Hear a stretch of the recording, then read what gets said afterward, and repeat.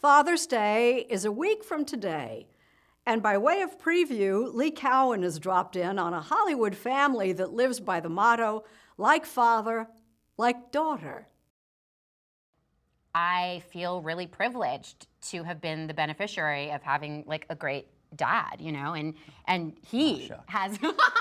Interviewing a father and a daughter can have its moments. Can I Shanghai the interview for one Yes, second? do it. And it was pretty clear that with Ron Howard and daughter Bryce Dallas Howard, What was your ethos around that? that I was just a third wheel in what was otherwise a lovely family conversation back in February.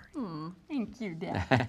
You're not biased. You're not biased at all. True. There are lots of famous dads with famous daughters we could have talked with about Father's Day, but fatherhood has been more than just biology to the Howard family. Starting, of course, with Ron Howard's relationship with his TV dad on the Andy Griffith Show. Hi, Pa. Oh. I wanted to have a talk with you. Okay. Ready? Ready. This. Are there rules for how Pa should treat his son if he's a kid? Oh, well. My dad couldn't read at the time. How old were you?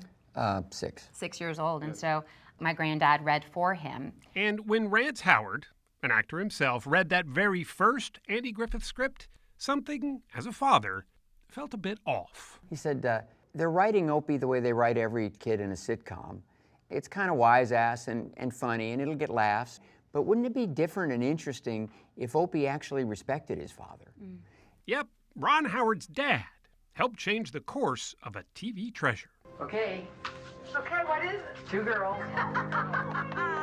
When Ron Howard himself became a father, he took those lessons with him. Hello. It's not so much what you say, it's really showing up. You just go all in and say, this is a priority. I'm gonna very consciously do this right. And right meant being there. He often brought his family to his movie sets. That's Bryce as an extra in Parenthood. She loved the experience, and even as a little girl, thought the movie was pretty darn funny. When you're sitting in your Chevy and your shirts are feeling heavy, diarrhea. Diarrhea. Kevin, honey, where'd you learn that song? Last summer at camp, Mom. Ah, that was money well spent.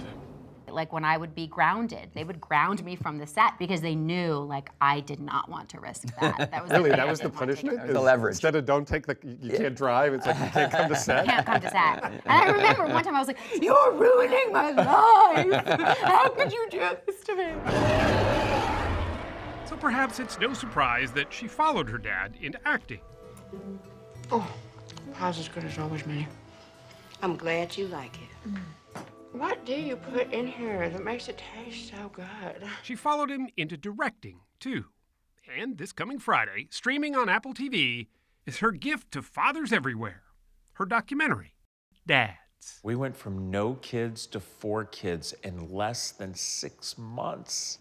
Everybody thought we were insane. We were just crazy. My hope is that this is a movie for dads so that they don't feel so alone. It's often overlooked, but modern dads are taking a more active role now than ever. Double the number of fathers are staying home now than in the 70s. The ranks of single dads are growing too. And if you're going to document these new dads, Bryce Howard figured, why not start at home? I wasn't supposed to be interviewed, I didn't think, but I showed up one day just to cheer my daughter along, and suddenly I was in front of the camera. I thought just for a moment to like take a little quick snap. I think what ultimately adds up is what they see, what they witness. All right, little lady. The way you, as a father, live your life. I kind of mentioned, I was like, and then we could maybe do something like with our family and stuff. And he was like, no. No, you can't. Her powers of parental persuasion are pretty strong. She convinced other big names like Jimmy Kimmel I had my daughter, Katie. to tell their dad's story, like the day his daughter's spit up ended up in his mouth. And of course, your reaction is to throw this person, as far away from you as possible, but I didn't. I held on to her, and I just spit as much of it as I could out, and that's when I realized I was a dad. If this is a movie about fathers, it's a comedy. Like, let's be clear. This is a comedy. And why is that? Well, because it's every day as a parent is a comedy, It's it just is. It's You never really know what you're doing. No, you don't. I definitely underestimated the situation. All hell broke loose. But it's delving into the chaotic lives of everyday dads where the documentary really flourishes. Take daddy blogger Thank you. Glenn Henry. Clean up the toys, girls and boys. He had no idea how to be a dad. Don't take all day. But given the response to his YouTube channel, he realized no dad really does. What is wrong with that? It's people outside right now thinking that I'm abusing this kid because they hear him screaming and it sounds like it's... I realized that there was no rite of passage for the process of becoming a father.